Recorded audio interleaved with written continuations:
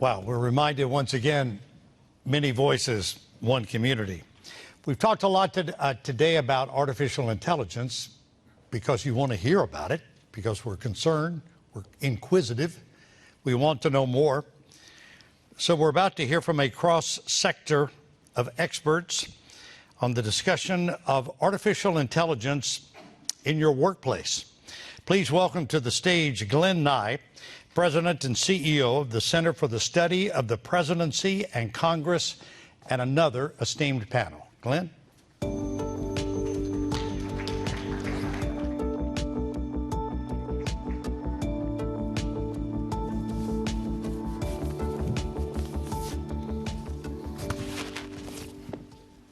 Good afternoon. It's a pleasure to be with you, and I want to thank Concordia for gathering us here today on this wonderful SAS campus to talk about some of the big issues of the day. Barry, I want to start with you today because you're an executive at SAS, so thank you for hosting us. You're head of the development lead. Okay, development lead. You're a bigwig at SAS. I'll take that. So we're here on your campus, and we appreciate the opportunity to be here in this wonderful space with you, and thank you. But I want to start with a question for you. We're talking about a technology which is very much in the news for a lot of good reasons and a lot of reasons that are related to concerns people have about what the future might hold for us. Right. You're at a company that uses AI and data analytics for customers, and you have a perspective looking at the ethics of data. Tell our audience what you think they need to know about the progression of artificial intelligence as a technology and how you see this paralleling the progression of other technologies. How unique is this, or how similar is this to other technologies you've seen develop over time? Well, first of all, welcome to our campus. Second, thanks for having us. And if we really think about it in terms of human progress, right, you got about 100,000 years plus of hunter-gatherer, and then you move on to the industrial era, that's about 10,000 years. And then we move on to the industrial era, about 100 years. And now, as we've been talking about all day, it's the knowledge economy. And that's just a different era. And in any sort of progressive path, what you're going to get periods of rapid growth, then you're going to get stabilization, and then you're going to get closure. In that period of rapid growth, you're going to have periods of uncertainty and disruption. And that's just where we are, right? We're in uncertainty and disruption. I think we have to accept the fact that nobody has all the answers, right? Sure. That's where we really are. We have to draw talent into the problem. We understand that here at SAS. We have to match the workforce needs with the development focus of the company and focus on hiring and supporting a diverse talent pool. I say this because if you really think about it, when you're in a personal uncertainty, your process knowledge, what you understand about how to deliver a specific result is very low. So in an environment where you have a lot of uncertainty and less process knowledge, let's say the industrial area that we talked about, we really understood how to build a car. And so we came up with Six Sigma to drop out variants because we really understood how to deliver that result. And it's about productivity. We built a whole structure coming out of industrial area KPIs. We just have to accept where we are. And in that period of uncertainty, we have to shift from being focused on execution to focus on learning. Because it's an entirely different environment, it's an entirely different skill set, and I just think we have to grasp where we really are in time with this technology. Yeah, I appreciate that. Yeah. Kris, let me go to you. You've occupied senior positions in government, and now you are at Meta as the head of Governance Insights. Talk to our audience a little bit about your perspectives on both the promise of AI as it applies to the workplace, and also some of those potential pitfalls, or even some of those things that may not be pitfalls, but people perceive them as worries. Talk us through that a little bit. Happy to. First, I want to say thanks to Barry and your colleagues for hosting us, because this facility and also this campus is beautiful. And I live and work in D.C., but I feel like there's been a full court press to move to North Carolina. I've been very impressed. But I do think a theme throughout this conversation is likely to be about learning, because when we think about, and also the fact that we don't know everything right now. So that's part of learning about what the technology, the value of the technology, the promise of the technology, and also the potential perils of the technology.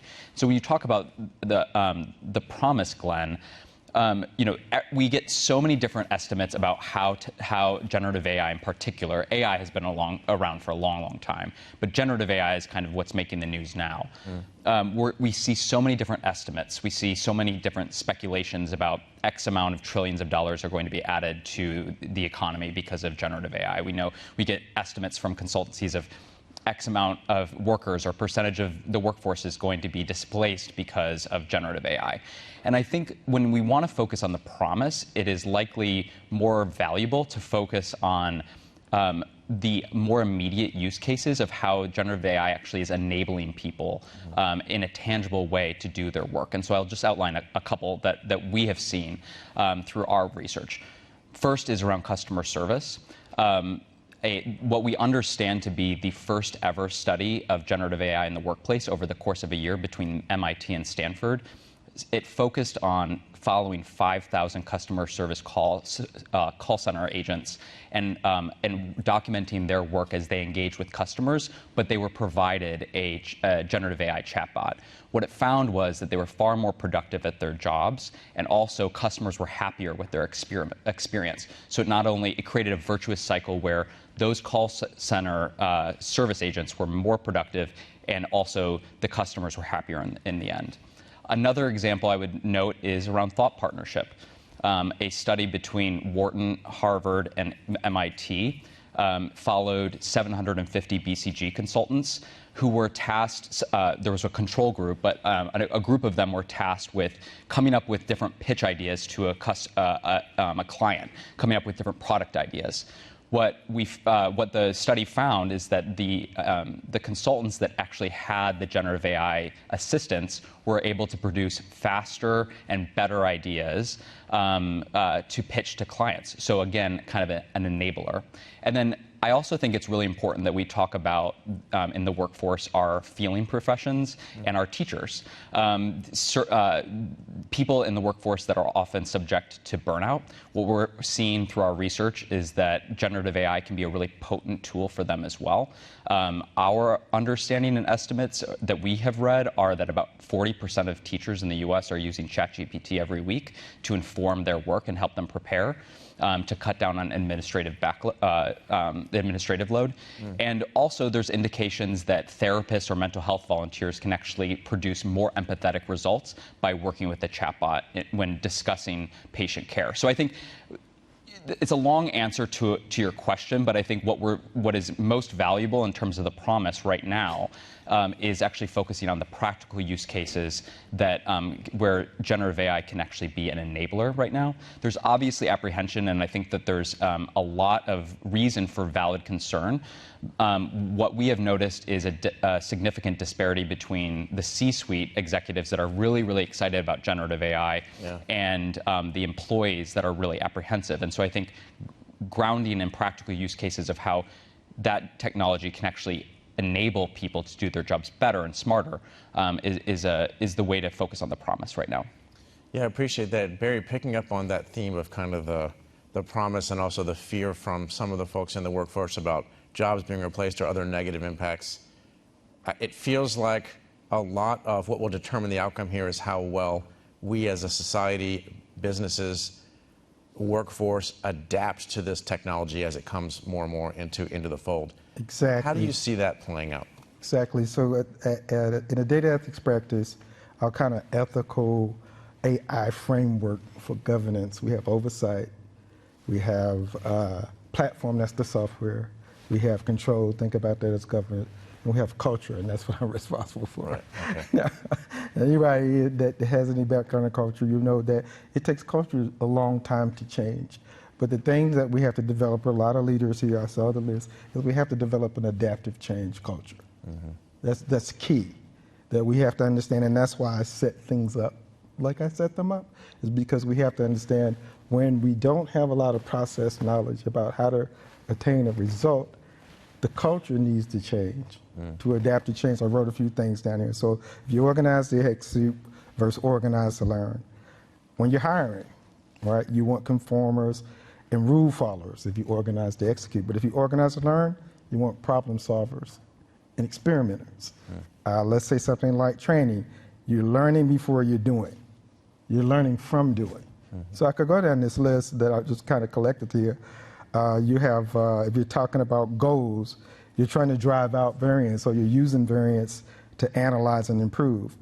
And someone said something earlier, they were talking about when the path forward is clear and the path forward is not clear. You know, you make money now when you're executing to learn, you're making money in the future. So there's a lot of things you have to look at with the skills and the talent sets that we're looking for in times like these.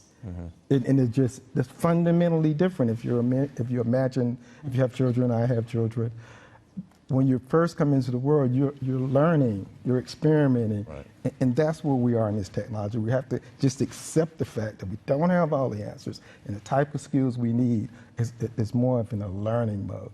So adaptive change culture is what I call it around here, right? You have to, we say we're executing to learn. We don't have all the answers. Yeah, I appreciate that. Kris, you had experience setting up the oversight board for Meta, which is a mechanism for bringing back a feedback loop that can change policies that have been established. Can you talk a little bit about what you learned from that experience and how you think it might apply to AI technologies, in the sense that the need to balance sort of risks of emerging technologies with some ability to have a persistent conversation around those things? Absolutely. I appreciate the question because it cuts to the core of again, this concept of learning, that we don't have everything figured out. Even a big company doesn't have everything figured out. But also, it gets back to also empowering everyday people to have a greater say in governance, which is something that my team at Meta, the governance team, really, that's the intersection that we sit at. So for those that maybe aren't familiar with the Oversight Board, it is a first-of-its-kind initiative that Meta launched in 2020 that is essentially, it is likened in some instances to be the Supreme Court for Meta, but it is focused on individual pieces of content that people post on one of our platforms.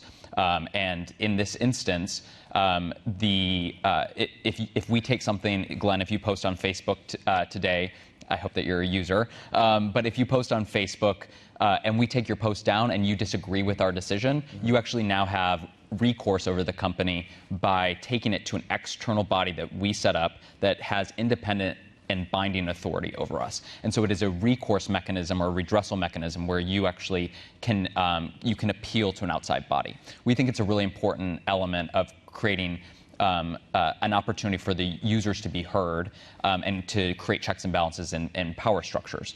But I think to your question about how this type of model can actually be applied and how better governance can inform responsible innovation around these emerging technologies, which Barry mentioned, we don't have everything figured out and we're still very much in a learning phase. We think it's very important to hear users directly. And so another initiative that Meta has been pursuing over the past couple of years, and we just recently, I'm thrilled to share, held one focused on generative AI, is something that we call community forums. It's a mechanism that is rooted in deliberative democracy, so bringing representative members of the public together, sharing with them some of the challenges we're facing around and key questions we're facing around our innovation, and actually asking them to deliberate with one another and to share their views at the end of that experience. It is a big part of democratizing input into AI because we realize that there are experts and there are kind of key civil society groups and there are big stakeholders, but everyday people need to be part of the discussion as well, and representative samples of those people to ensure that there's diverse representation should be brought closer to companies when they're innovating technologies that will have this great of an effect on them. And so the community forum is one step that we think is really important to ensuring that we have more voices that are contributing to how we are developing these technologies. Yeah, I appreciate that. I think you've both given us already some helpful frameworks to think about how to digest what is, again, a rapidly advancing set of technologies. Barry talking about putting into place some ways to create adaptive circles so that you're ready to update as you go, and Kris talking about ways to have that input, that feedback to make sure that you're discussing and dealing with some of these tough questions as they come up. And some of these questions with the technology are difficult. They're difficult in terms of just keeping up with the advancement of the technology, but there's ethical questions that arise that are challenging and require a lot of digging into. I think about the development of artificial intelligence during my workday from the perspective of how could I plug ChatGPT or some other technologies into my work to make myself more efficient. But at home, I spend a lot of time as a parent just thinking about the future. I have 2 young sons, and I wonder what the future of their education will look like. I wonder as a parent, how would I advise them to prepare themselves for what's coming? Based on what we can see now, I just wanted to give you both an opportunity to look ahead to the future a little bit. And what would you tell either a parent or someone who's somewhere in the education cycle who's worried about having the right skill set? Barry, I'll start with you. How should people think about that question? Well, I'm going to put it in a few categories. As I started my work, I started out engineering most of the time, and then I had to go figure out the humanities. So I call it Rise of the Humanities, right? When you talk about ethic and oversight, you're going to have things like ethics officers, AI auditors, human-in-the-loop roles. You're going to have stuff like deep fake detection techniques. But a lot of these are really centered in us really thinking about, and it's going to sound sort of high level, what it means to be human. What are our basic rights? What do and don't we want as a company, corporation, in terms of what's our moral compass as we begin to think about, do people have a right to work? And so if people have a right to work, do I replace my whole office staff with an AI assistant? These are sort of a higher level, what I call psychological, philosophical, theological questions, which I've never had to deal with before out of 3 decades of development. And so we're starting to hire people in those areas of expertise. I had to learn to have an appreciation, but those are professionals that know how to answer those questions, and they need to be integrated into a technical environment. Yeah, I appreciate that. So I don't necessarily need to tell them to study engineering, but they've got to understand how these things come together. Kris, what would be your advice to people that are grappling with that? Yeah, I mean, it's kind of twofold. One is you could encourage your kids, if they have the aptitude and the interest, to be engineers, right? That it's going to be a hiring field. I feel like there's a lot of logic to that. I heard I heard throughout the day a theme of the need, like the deficit in the workforce in terms of just like the need for people, the competition around human capital, and so clearly engineering. I've previously worked in my last role in cybersecurity, and there's a shortage of cyber professionals as well. And I think, from our research, for what we can tell is that the AI talent pool is small, right? It's very specialized, but it's also really increasingly centralized and homogenous. Homogenous in the sense of there's not enough people of varied backgrounds and enough representation in the field. It's not diverse enough. But then also, it's also very centralized in industry. I think it was Doug Smith, one of the speakers, who said, we really need people with this type of expertise to pursue roles in government and academia as well. I know that I come from a tech firm, but as an American, I also hope that people will pursue roles in federal government and public service. But I think the reality is that not everyone's going to be an AI engineer, and so I'm not. I don't think I have that aptitude. Me neither. But I think that what we're also learning is that if AI is going to be this enabler and this partner that I mentioned at the top, teaching kids about how to use it as a tool, just like teaching employees, having students actually engage with it is probably a really smart strategy for preparing the next generation that undoubtedly will have to grapple with this technology. I think it was previously mentioned that AI is not going back in the box, and so I think what we are starting to see is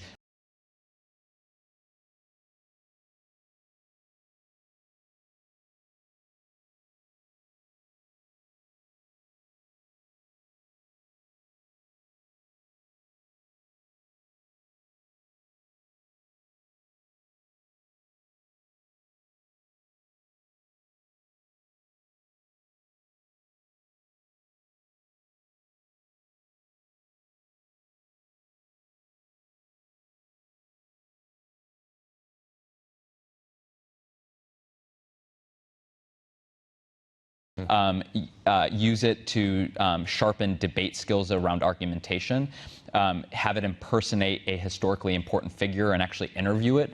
And so I think that these types of methods will allow students that maybe aren't prone to be or don't want to be engineers, but still to be smart, savvy users of the technology to understand its strengths and its weaknesses. And that will help them, that will prepare them to be more effective employees in the workforce eventually. Yeah, I appreciate that. So in the 28 seconds that we have left for this panel, let me just say I'm feeling better now, actually, than I did 20 minutes ago. Number one, I'm glad that people like you are working through these and dealing with these issues in real time, but also that you're willing to spend some few moments of your precious time during the day to help the rest of us understand how we need to think about this framework-wise and how we can approach these things to make them a little less scary and have us focus more on the promise and less on the perils of artificial intelligence technology as it plays out in the workforce. So let me thank you again. Barry Hicks at SAS and Kris Rose at Meta. We really appreciate your time today. Thank you all. Thank you. Thank you. Yeah, appreciate it.